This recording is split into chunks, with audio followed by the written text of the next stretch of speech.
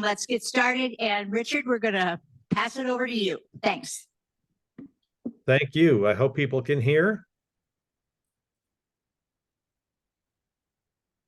No, I haven't heard it yet. A little louder. A little louder.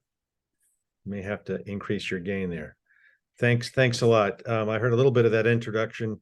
My name is Richard Duncan from the Universal Design Institute. We're in Asheville, North Carolina, and you see behind me the kind of view that you might get today if you were here visiting. We wish you would come at some point. It's good to be here with you today. This is an exciting program that we were told about, and we're happy to be presenting on this important topic to you. Today will be what is a very brief introduction to the world of accessory dwellings, especially as they apply to older adults. So we'll talk about what accessory dwellings are, why they matter for older adults, why it's particularly urgent now to be dealing with this and addressing this, which we're happy that you're doing, and what the city of Omaha is doing to help promote more of these, to help more of these small dwellings come into reality for more and more older adults and others in the Omaha area. What I heard was that you've been given the introductions for everybody, so I don't have to redo that.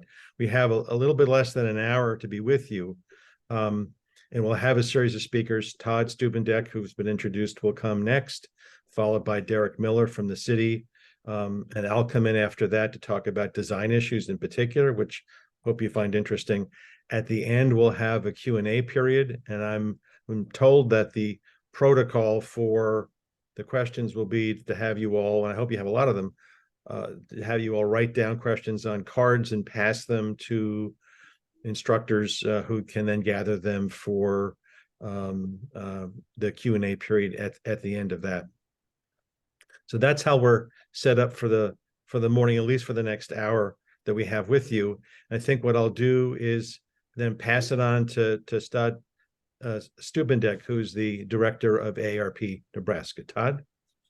Thanks, Richard. Again, my name's Todd Stubendeck. I'm the state director of AARP Nebraska.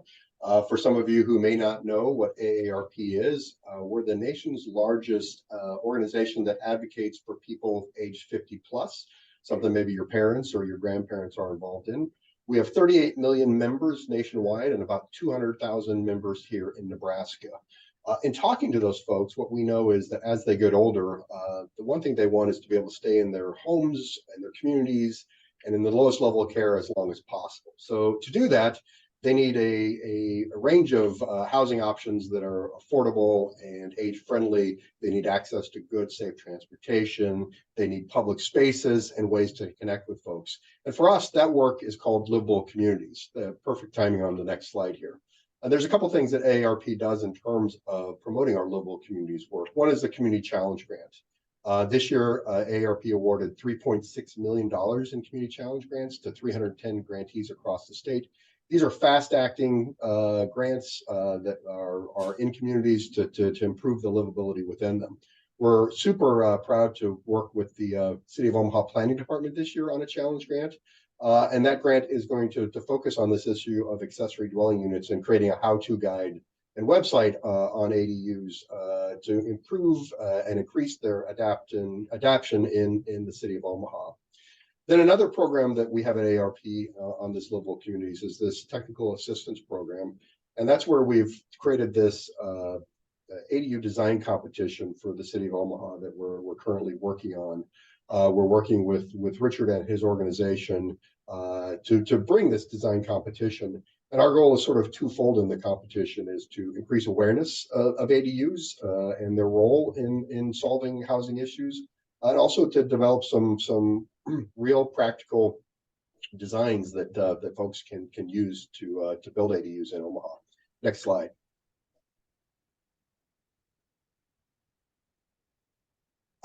So again, oftentimes when I'm out talking about housing and I say I'm from AARP, there's confusion. A lot of folks think that AARP, people over 50, older folks, we care about Social Security and Medicare. But again, this housing issue is important as a way to help folks stay in their homes as long as possible. And we have two trends that are sort of colliding here and making it really critical for us to do our work. One is the nation and Nebraska has an aging population. By the end of this year, there's going to be over 375,000 Nebraskans age 65 plus. That's a 54% increase from 2010. So we have an aging population, a growing population that's older, and that trend is going to continue for several more decades. That is colliding in Nebraska with a reduction in the availability of housing. You see in that 25-year period from 1980 to 2005, population grew about 180,000. We created about 192,000 homes. In the 14-year period from 2005 to 2019, the population advanced about the same amount, but look at the number of houses that were built in that time period. So we have this lack of available housing.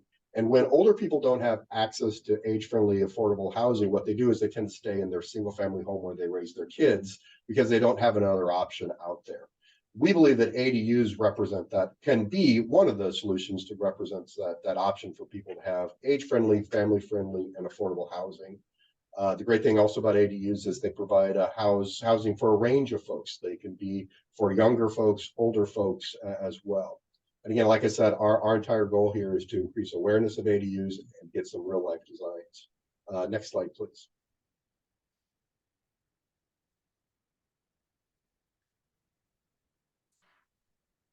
So again, I mentioned that we're in the middle of this design competition. That we're trying to create some real life designs for folks. These are just the key dates. We're going to have our portal open to folks to submit designs here in a couple weeks with about a month lead time for folks to be able to submit stuff.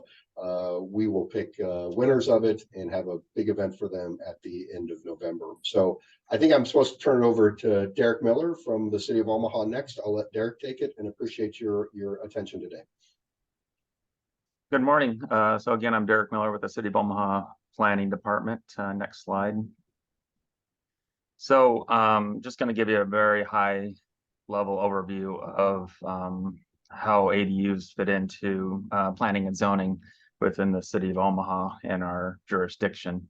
The next few slides talk about ADUs. We've allowed ADUs in the City of Omaha since 1987, but the process to get them approved has been very cumbersome, and a lot of barriers that exist through our zoning, but we're trying to relieve some of those barriers to allow more ADUs throughout the city. Next slide.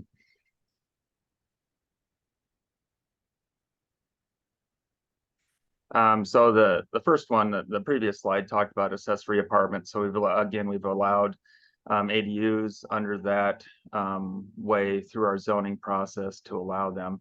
No one has taken us up on that process. We've also allowed ADUs through what's called two-family residential. Applies to some limited areas within the City of Omaha. Only a few people have gone through this process to permit ADUs within certain neighborhoods through two-family residential. Next slide. More recently, we added another tool to allow ADUs, and we've seen more success through this process. But again, it takes a lot of work and a lot of time. You have to go through what is called our planning board and our city council to get these approved. But we've seen a few approved through the PUR process. And then also there's another way to ask for a variance from our zoning code to allow ADUs through ZBA. A few have gone that route too. Again, it's very cumbersome. A lot of time and effort and money is spent through these different processes. Next slide. More recently, a few years ago, we went through the process in conjunction with Omaha's first BRT or bus rapid transit along Dodge Street. Knowing about ADUs for the last 10 years or so, we took this opportunity to formalize within our zoning code to allow ADUs, which is in conjunction with Orbit or a bus rapid transit along Dodge Street. So we've allowed them that way, and it allowed us to modernize our ADU code. Next slide. We can skip, you could probably skip the next few slides here. We won't get into the details. I'll keep going here. The big thing with this for the purposes of today the main thing, what you need to think about is 750 square feet. That's the maximum size of a detached ADU. So there's a lot of other details here, but I don't want you to worry about those details. You can look them up, but don't be constrained with what's in our code. Next slide. And next slide. And then really last year we went through a process. Todd kind of got into this a little bit, but we went through a housing affordability action plan process that's a 35-page document for the next 5 years. We're going to be working on the issue of housing affordability and ADUs as a part of this. Next slide. So one thing that Todd also pointed out is we haven't been building enough housing, single family housing, duplexes, triplexes, and ADUs. So what the council adopted basically enabled us to start working towards changing our zoning codes and our building codes to allow more types of housing. Next slide. And one of those was ADUs. Again, right now, like I just mentioned, it's very cumbersome to get an ADU approved within the city of Omaha. Over the next year or so, we will be changing our codes to make it a lot easier for ADUs to happen. This is adopted policy, and it's given us the path forward to make it easier for ADUs to happen. Next slide. Next slide. And one thing that we talked about with this design competition, it's continuing the implementation of this housing action plan through the fast track permitting process as well as pre-approved plans. So we're excited that we're seeing fruit of our labors that we went through last year developing this plan, and now we're actually doing it. So for us at the city of Omaha, it's very exciting that we're quickly getting into implementation with this design process that will hopefully lead to a lot of ADUs within the city of Omaha. Next slide. I think that's the end of mine, and turn it over to Richard. Again, thank you for all being here, and excited to see what comes out of it. Thank you, Derek. I'll get my slides up here. So we've heard from Todd about, national demographics and the real urgency behind thinking more about housing for older adults. We've heard from Todd about, from Derek about actions that the city of Omaha is going through right now to allow more of these to be built. And that's important. We know that the accessory dwellings have been around for hundreds of years in this country, and I'm sure you've got a lot of them in Omaha now, but over the past 50 or 60 years, zoning has changed so that the opportunities have been limited. And so given the fact that we have this quiet crisis of housing for older adults, we think now is a great time, and ARP is really supporting this nationally to take a harder look at accessory dwellings as one of what might be many different and improved housing options for older adults, both in the Omaha area and nationally. So it's a big deal that a lot of people are paying attention to. So we're happy to have the sponsorship of ARP Nebraska and the enthusiastic participation of the Omaha City Planning in this particular effort. It remains to be seen. I don't know, and perhaps the instructors or people on site there can talk a little bit more about whether any of the work that you're doing now as students over the next few days or this semester might find their way into the competition. It certainly is possible. And you saw on the first slide there, which we may repeat later if we're lucky, the landing page for the competition, which has all the information and the details about this. We'd be happy to follow up with any group or team or individual about that as well. So the reality is that in the Omaha metro area, older adults live everywhere in every kind of home and housing, from old wood-framed, single-story, small detached housing to single-story brick ranches. A lot of people live in two-story homes, whether it's a single-family house or a duplex, or in this case, a more affordable triplex, or even in the increasingly popular and proliferating townhome. So older adults live in every kind of home that you can imagine in every area, pretty much. The problem is that very, very few of those homes have been designed and built in ways that can really accommodate them through their later years.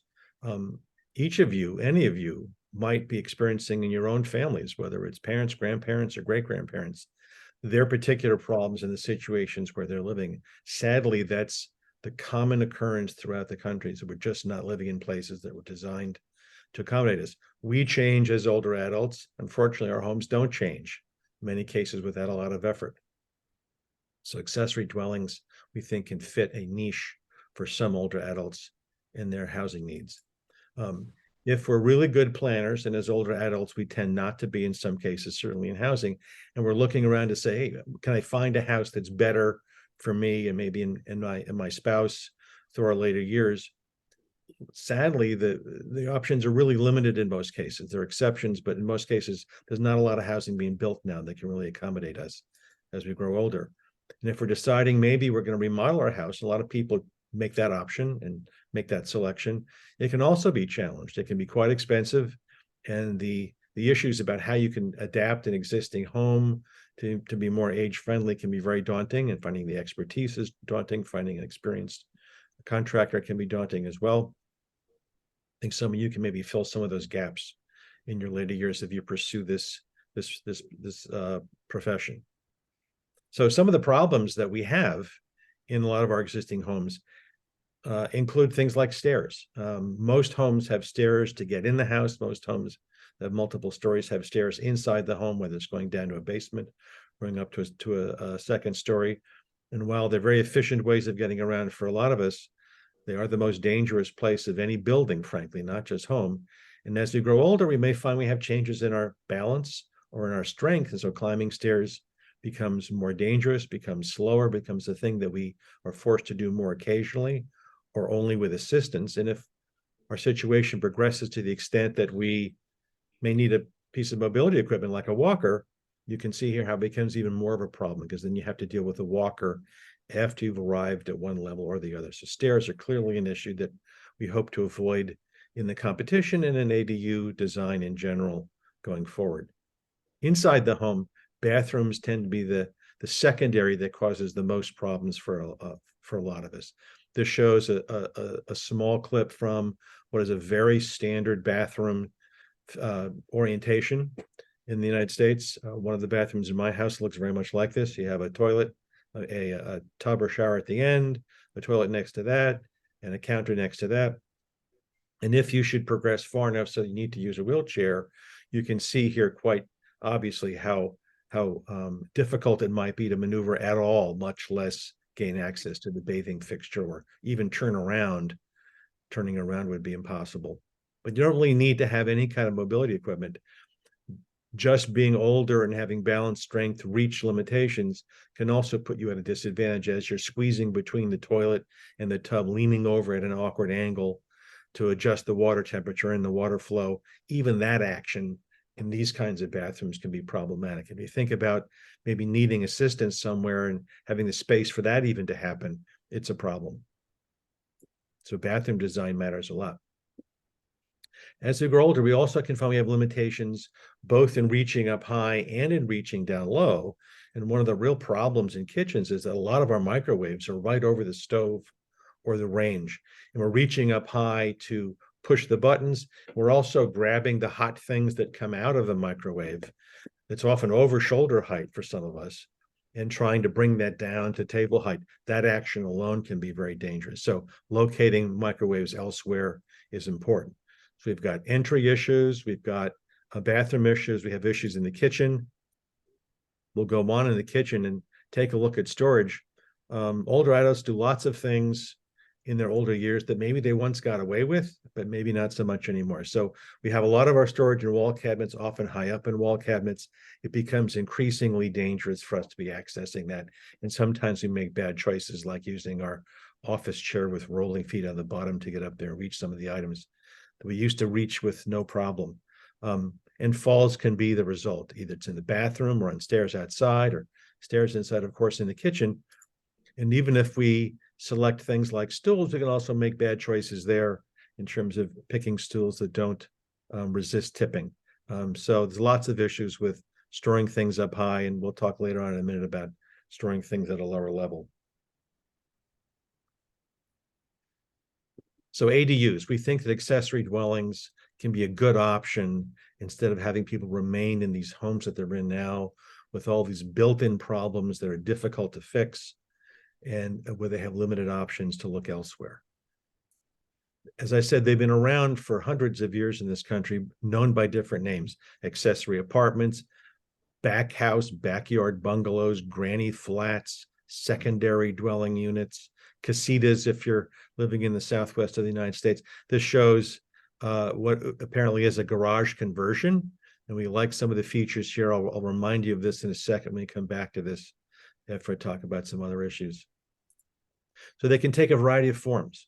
In this competition, we're focused on the upper left-hand image here, which is a detached accessory dwelling, either built new or remodeled.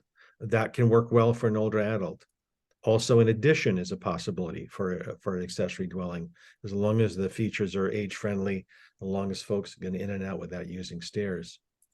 An accessory dwelling built as, let's say, the second or third floor in a house, not such a good idea to have an older adult live in that kind of a space because it's off grade and usually you're going to have to use stairs to get up and down from there. It might be appropriate for a renter. It might be appropriate for a caregiver, just not for an older adult themselves.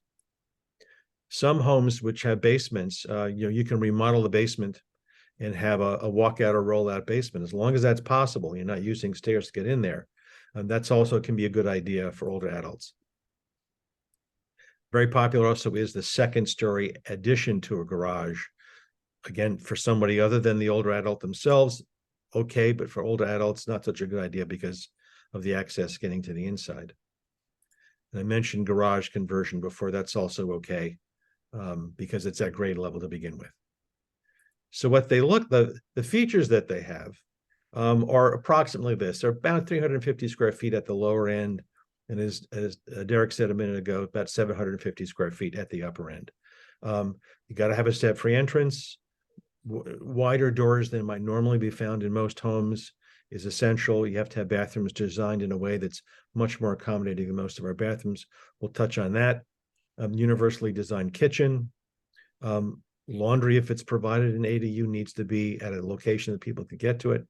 And in general, because these are such small dwellings, we like to see accessory dwellings that include some kind of outdoor living space, a deck, a porch, a patio, something where people can get outside in weather that allows that to happen.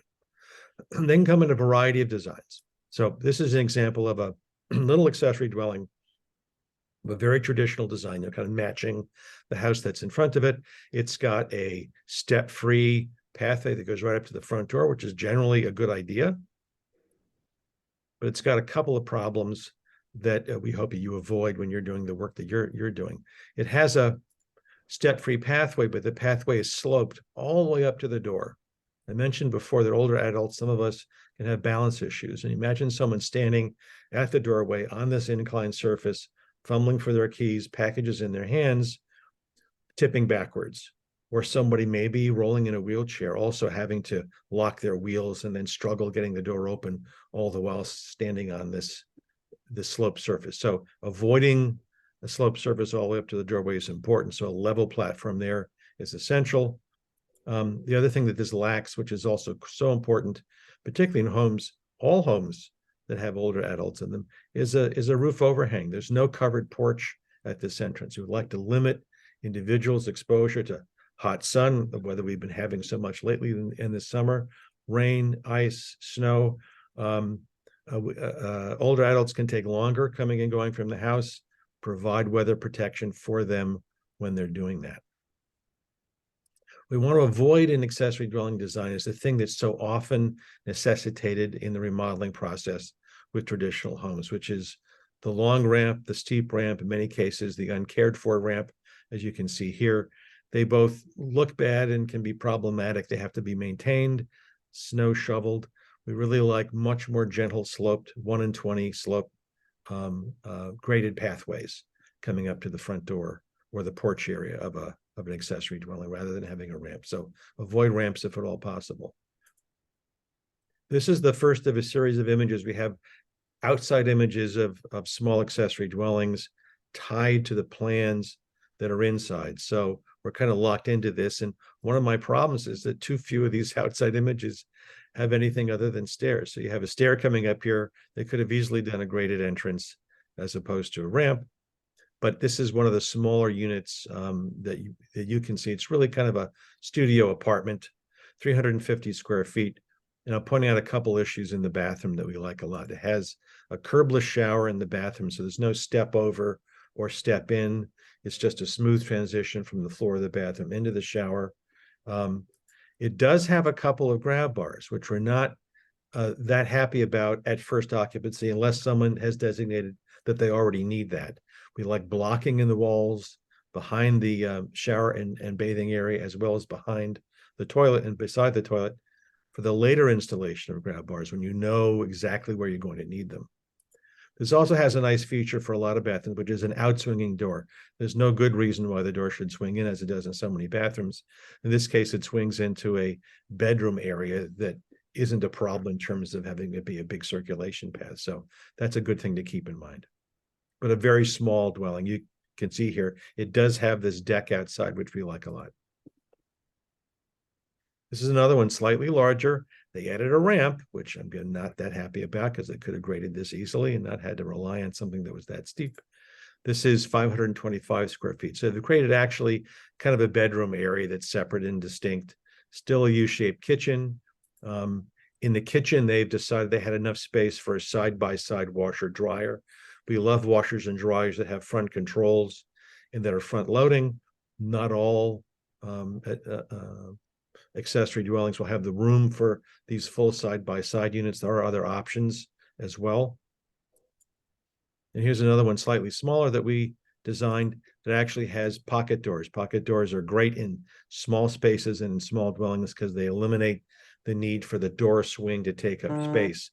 They just slide back and forth fairly easily, and they close off spaces without having that space taken up by the hinged swinging space. In kitchens, I spoke a while ago about how we're not crazy about storing things for older adults in high kitchen cabinets. Well, in this case, we designed a kitchen just as a sample that kind of explored how we design a kitchen that didn't have wall cabinets. You can obviously add them, and anyone could add them later on, but what would this look like if you didn't have wall cabinets at all? So we had no wall cabinets. We decided to add a small-sized under-counter dishwasher. If you only have one or two people, which is really the size limit for most ADUs, you may not need a full-size washer. And so this is great because you don't have to reach down so far. Remember, I mentioned reaching up is an issue. Also, reaching down low is an issue. Base cabinets that have drawers instead of doors makes it easier for older adults to reach things because the storage comes out to them. They can see it more easily. They can access it more easily. While it can't entirely eliminate the low storage challenge, at least it can make some progress in terms of how they access that stuff without having to get on their hands and knees to search in the back of a cabinet. In this case, we added a lowered work surface. Didn't have to because the table off to one side here can also be a lowered work surface as well. But for some folks, a seated position is really how they're operating. Otherwise, this is a fairly standard kitchen with the exceptions that I've noted. One other thing you could do, which we like a lot, we created this alcove where the microwave could go, for example, or it could go over onto this counter over here. But it could also be the place where you have this pantry style storage, which is a great idea for everybody, in my opinion, but also for older adults, because it allows this flexible storage at multiple heights. You could have it go all the way up to the ceiling if you want to. And again, the storage comes out to you. You can both see it and physically access it more easily. We like ovens that have front controls. I mentioned the washer dryer. We like to have front controls so we can see the controls and access them easily. It's also great on ranges, whether it's floor standing or whether it's a slide in or something else. And we like smooth top induction stovetops. More expensive, but clearly the safest option these days because the burners don't get hot themselves. And here's our last example. I think we're showing you that, again, has a ramp coming up the side, does have the outdoor living space like the others, has some coverage over the doorway. Not terrific, but at least it's something. And this is an 800 square foot, slightly larger than is allowed in Omaha right now. So keep that in mind. They squeezed 2 tiny bedrooms in here, which you can decide whether there's enough space. Really isn't enough space for someone to easily use if they're using a wheelchair. So that would be a thing to take into account if you're thinking about something like that. And they also decided to have a tub in there initially, a tub which could be removed later on to have this curbless shower. It's tub access in and out that becomes such a problem for us as we get older, where so many of the slips and falls in bathrooms happen. So here, this shows another alternate location for a microwave on a counter in an alcove somewhere. Can work well. This shows a front control, a front loading washer at least in that location. And another kind of a kitchen, lacking wall cabinets. Again, another load work surface at the end of a cabinet run, could even be hinged, so it could fold down when you don't use it. Next to that is another location for a microwave, an under counter microwave, which we like a lot. Has the front control stove. It's got this one version of a more usable refrigerator, which is side by side. And it's got the under counter small sized dishwasher. This actually shows my mom here using the front control, front loading washer dryer, which we just love the flexibility of these if there's space enough. Otherwise, you may have to seek other kinds of laundry options, which may be temporary, maybe long-term. We know these take up a lot of space. You can get stacked units like this, which still have the controls in reachable locations. Curbless showers come in a number of different varieties. This is what we call setup shower, probably a fiberglass unit. Maybe it's a four-piece unit with a floor and 3 sides, or it could be a 2-piece. Very tiny threshold right there at the bottom, so you can step right in. Very difficult to trip over that. And these things, believe it or not, really don't leak water very much, or at all. Really depends upon how you work your closure there with doors or curtains. This is another version that's a tiled floor. You can see it's a really seamless entry. They have these glass doors here with a drain right there in the middle and a fold down seat, which we like a lot. Minimum 3-foot depth for these, and 5-foot in length is the best. So we call a lot of the features you've seen universal design, and if you include enough of them in your house, you really have a universal house or universal accessory dwelling. They're high function. They emphasize livability, that someone can use these small dwellings, which are full dwellings, full kitchen, bathroom, bedroom area, a place that can be used for dining and living, fully usable by everybody.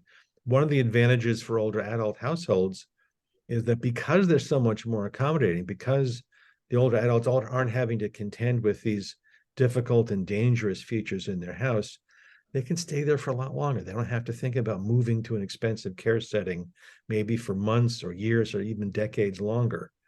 It's a real dollar savings as well as a quality of life issue. Because they're designed better, they have fewer injuries coming and going from the house, fewer injuries in the bathroom, not just individuals who may have the particular need at a particular time, but also to their caregivers.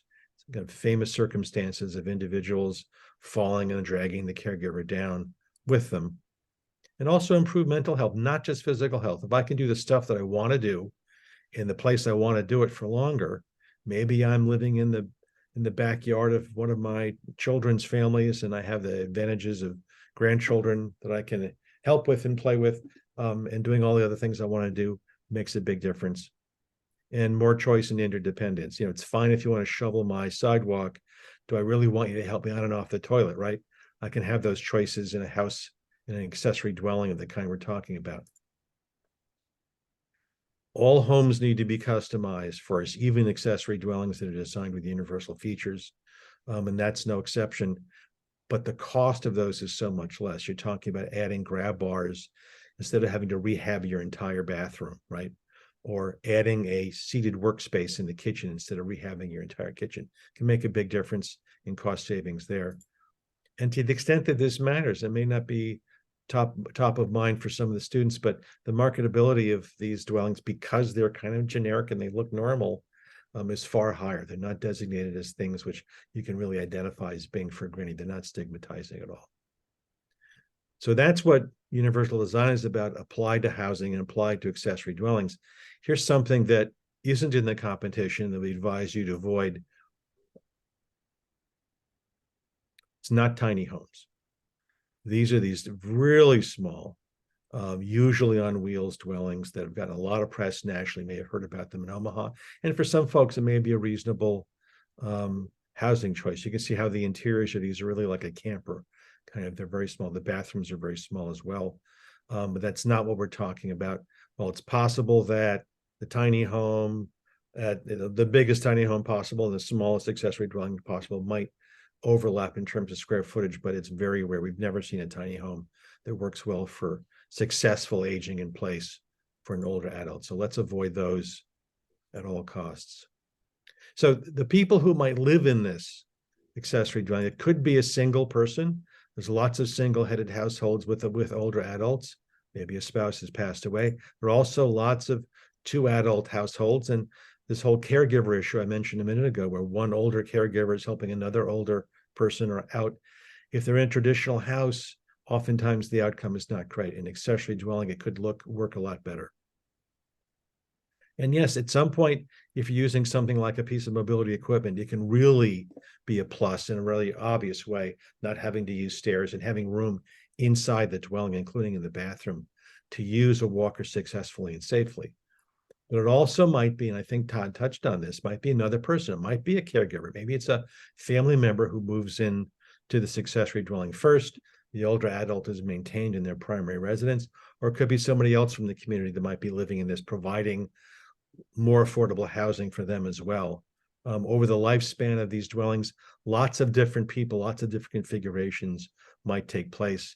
If you're designing them to be age-friendly to begin with, you can guarantee that anybody can move in and live there without a problem. So yeah, they're really for folks of all ages. I'm just about out of my time. There are a lot of resources. I'm not sure how all these will come to you. We should have these in handouts that maybe Hannah or I forget who else on your end, maybe Karna might have access to these, but ARP has a lot of information about them. They're really the national leaders in this.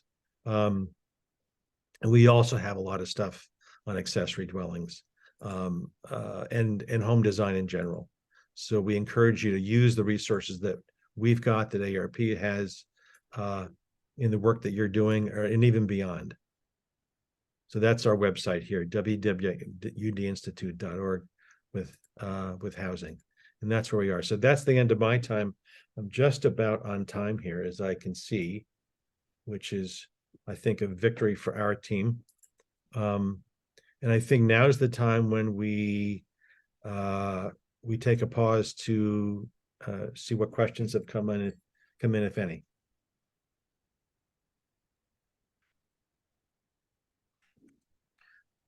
Before we ask the group if there are any questions, just want to say a quick thank you for everybody that was part of the presentation and talking about this competition and bringing this competition to the fold. It's not, design competitions like this are, especially as a designer in Omaha, it's not one that we see super frequently, but that's part of the reason why it's so exciting to have professional designers, then also all of the students in the room part of the conversation. With that said, who has the first question?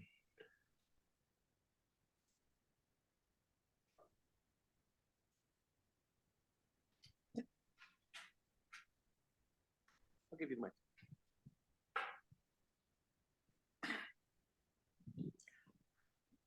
You say for the front entrance how you don't like staircases or rails and the slopes going up to the entrance. What would a graded entrance look like? Great question. So I guess it's time for me to clarify. We don't hate stairs. We don't prefer stairs, but we don't hate them. So if you have a stair, you can have a staircase that's part of the route of travel into the house, as long as that's not the only way in.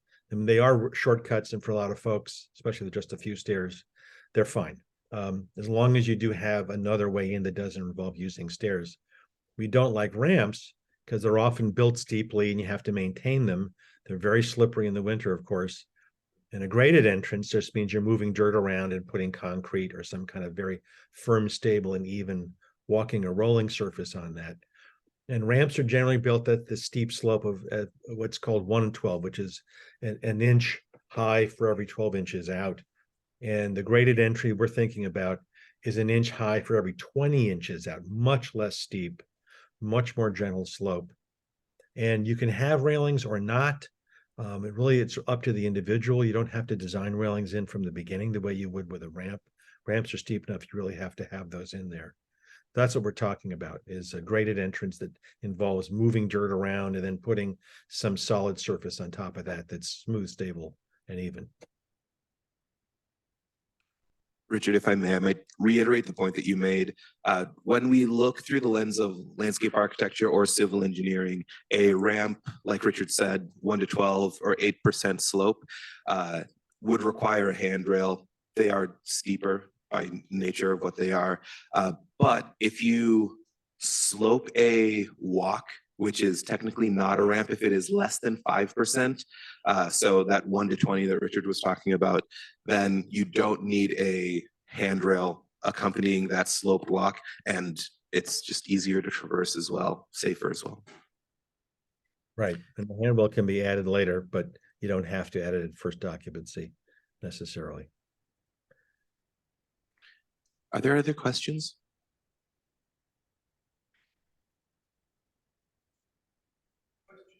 Oh, thank you.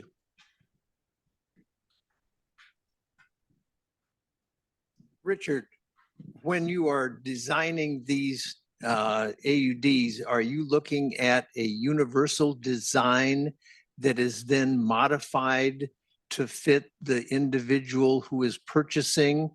Or are you looking at building each one to suit the needs of that individual or the projected needs of the owner over a period of years? And if so, what is going to be the average length of time that a person is going to live in one of these AUDs? Thanks. Those are a lot of questions there. I don't know the answer to the third, how long. It's very individual. If an ADU is being built, purpose-built for an individual, then yes, you have the opportunity to customize in a whole variety of ways, including for their functional needs. And it may be, if maybe you're building it for a 65-year-old grandparent who is more or less able-bodied at the moment, and they don't want to have grab bars in the bathroom, that's fine. Whether they need them or not, we're not sure. And they don't certainly need at that point, if they're ambulatory and otherwise hale and hearty, a kitchen that's designed for a full-time wheelchair user who happens to be the chef of the house, right? That's a very specialized, customized design. So the universal features we're talking about will work great for that individual going forward in time. As they acquire, and if they acquire certain impairments, then they and the family, I think, are well advised to respond to those as they need to in time. So in the bathroom, you'd be adding very particularly placed grab bars, maybe near the toilet, maybe, as I say, bowl mounted bars on the toilet, maybe in the bathing fixture. You may need to adapt the vanity. Maybe in that case, the vanity base cabinet comes away to allow for someone to be seated. The bathroom and the kitchen are really the only two major spaces that would need adaptation. Bathroom is real easy because if you've already got a curbless shower, you're good to go except for these few adaptations. The kitchen is always a more major issue because the adaptation from even universally designed kitchens, from accommodating a standing user to a seated user, can be more major because the counters have to come down. Different cabinetry has to be reinstalled. Knee space has to be provided, and all the rest of it. That's somewhat of a more rare circumstance with older adults that gravitate in that direction than it would be if you're a young adult who maybe has a spinal cord injury and who's seated or becomes seated, because they can expect decades, of use out of, let's say, a fully adapted kitchen. Older adult, maybe not so much, but those are the kind of customizations that you might need. And yeah, if you know who's living in it right away, you can certainly customize it at that point. If you're building it in a more speculative way or in a way that the older adult isn't the person who's going to be living in it first, then the customizations can happen later. Is that helpful? Yes, and we have one more question. Richard, my question is, we're talking ADUs and you're caring about mental and physical health of those adults in their golden years, as some say. Have you experienced with this movement building those amenities in areas where there is accessibility, because transportation in the United States is difficult for elderly, especially if they move into a stage not driving or not driving in a longer distances, but accessible to parks or creating those neighborhoods with accessibility to parks, grocery shopping, or all service shopping, if you can see it. I've seen it in Europe that it's more accessible for those people. And I was wondering how that is handled here, especially with the transportation challenges. Thank you. A great question. Todd addressed, I mean, Derek addressed that a little bit with, I think, the transit-oriented design corridor that he's got. That's kind of a movement in that direction, is to encourage certain types of development along corridors that are well served by transit, and that's a great step in that direction. What you're pointing out is one of the vast realities in the United States and the development patterns over the past 60 or 70 years, which is to say suburbs, these single-use areas with large lots and very car dependent, no walking opportunities at all, or safe ones, from where someone lives to where they might need to be going. And as you say, as one of the other things as we grow older is that we may not become the best drivers. And, you know, I don't want to make it seem like older adults are kind of addle-headed, but we don't necessarily make all these good decisions, right? We stay driving way longer than we are safe doing so, because we're living in these now more and more isolated places, not just isolated transportation-wise, but isolated socially, right? We no longer have the same friends that live in the neighborhood. We don't know anybody. We're distant from our families. All kinds of bad things happen with that. So I'm really in favor of thinking about that and of locating newly constructed dwellings, whether it's cluster developments in particular, you know, existing residential mixed-use areas, or creating mixed-use areas entirely. Sounds like Todd's got a response to this as well. I think that's a perfect answer, Richard. I think the other thing that's exciting, and we're talking about sort of density, creating more density, that what we know in talking to older folks and younger folks is they kind of want that same thing. So you have great opportunities to create intergenerational opportunities as well when you're creating that density and that walkability and those things. And so it's not just necessarily designing for older folks; it's designing for both ends of the spectrum in a lot of ways. So it's an exciting opportunity for communities to look at a way to make their neighborhoods more dynamic. Yeah, it's with a small circle around that whole question, the notion of having mom or dad come and live in your backyard, which we think is a great thing to do, means that you are helping them maintain their access to community and community services just by virtue of having, if you will, kind of built-in assistance and built-in drivers that might be helpful in that area. And also let them give up this darned car that is so expensive and in many cases so problematic to begin with. So regardless of the density situation, the ADU can also play a useful role in a more limited sense in that manner. Everybody online, I just want to say one more thank you on behalf of everyone in the room for taking the time to bring this competition to Omaha, but also to talk to us about it. Pleasure. Glad to talk to all of you.